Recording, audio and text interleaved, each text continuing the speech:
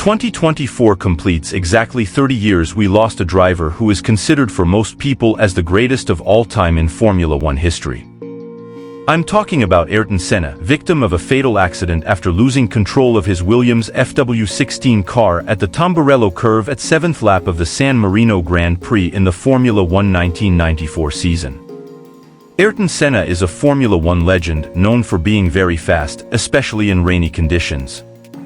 In his career in Formula One, Senna won 3 driver championships, 41 wins, 80 podiums, 65 pole positions, 19 fastest laps and 161 starts.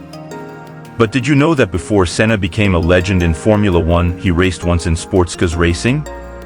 Yes guys, this happened in 1984, the same year of his debut in Formula One, at the 1,000 kilometers of Nurburgring, which was the 4th round of the World Sports Car Championship. 1984 was the year that the Nurburgring GP layout was opened after a big redesign at the circuit, with the Suchlife layout being closed.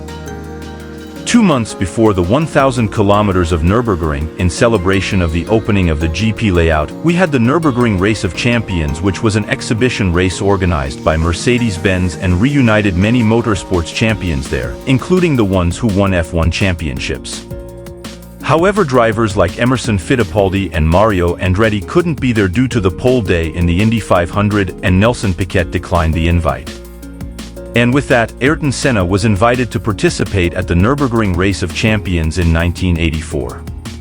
Ayrton Senna was a great highlight in this event, considering that in the qualifying session, Senna finished in 3rd place, and in the race, he finished in 1st, defeating star drivers like Niki Lauda, Alain Prost, Stirling Moss for example.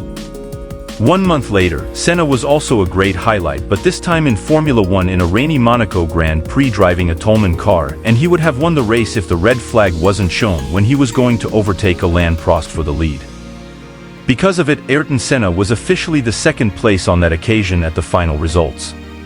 And in July, Senna was invited to compete the 1,000 kilometers of Nürburgring by the Joest Racing team.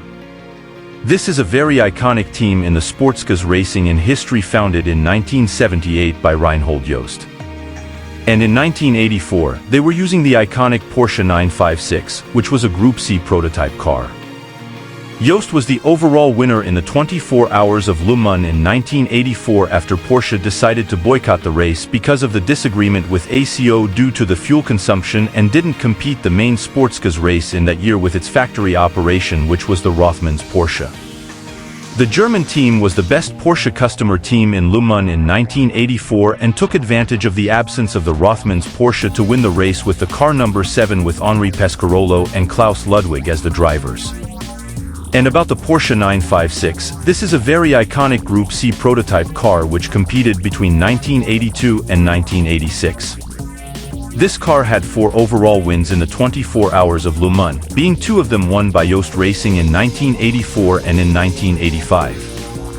And for the 1,000 kilometers of Nürburgring, Senna joined Henri Pescarolo, who was Le Mans winner, and Stefan Johansson, who became his teammate at Toleman at the end of the Formula One 1984 season, in the Porsche 956 car number 7.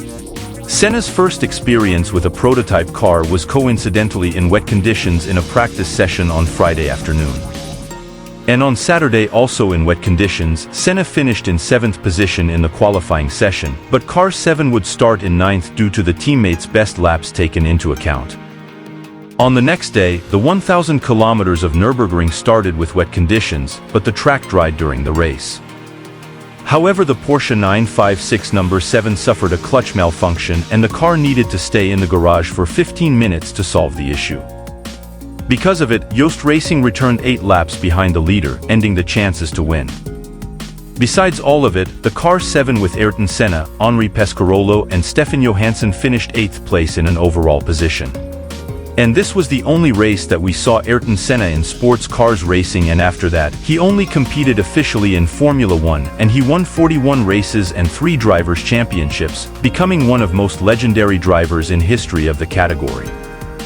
And here comes a question which unfortunately will never be answered. Would Senna have won 24 Hours of Le Mans races if he didn't die in the San Marino Grand Prix in 1994? So what do you think about it? So tell your opinion in the comment sections below. So this was my tribute for Ayrton Senna with his only participation in the Sportscars racing. Obviously he will never be forgotten and will always be a motorsport legend.